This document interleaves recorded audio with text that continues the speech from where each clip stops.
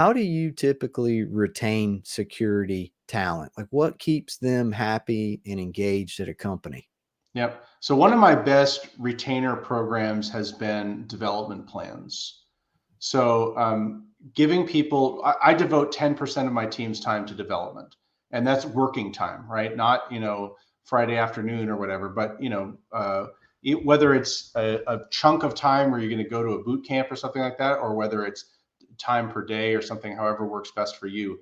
But knowing that you have a development plan and that in a certain amount of time you're going to get a certification or you're going to get a diploma or whatever it is, that keeps people engaged. And people don't want to walk away from that. I've seen that as a very powerful talent retention plan. And anytime HR balks and says they don't want to pay for that, I remind them like, look, well, we cannot pay for that, but then you tell me how much it's going to cost to hire for this position again, because now we're going to have a chance that this person's going to leave because we don't have a retainer program with them.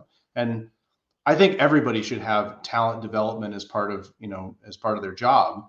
But if you don't, then you as a leader can go implement it in your team and you can help to create your own retention plan for your own people. Yeah, I agree. The development plan is key, and having a well-defined roadmap for the career progression at your company is key. So people don't have to find that elsewhere. You have to think about it for a long time. Like in this particular role, what is the career path at our company and where can they go from here?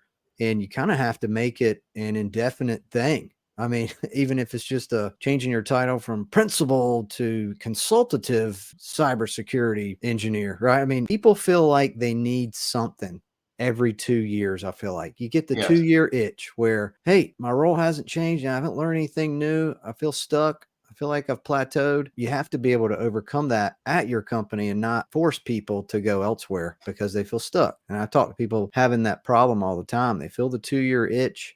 They want to know what else is out there. Right now, I'm like, now's not a good time. Just let's wait until after, especially if they're at a stable company.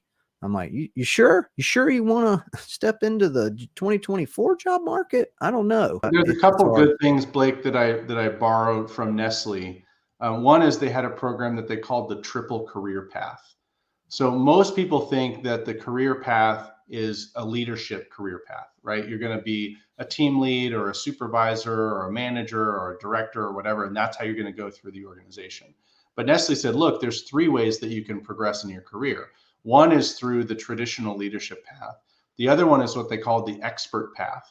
So you could go to an analyst, to a specialist, to an expert, to an architect, something like that. So you have that pathway that people can go down. And maybe there's different levels in there too.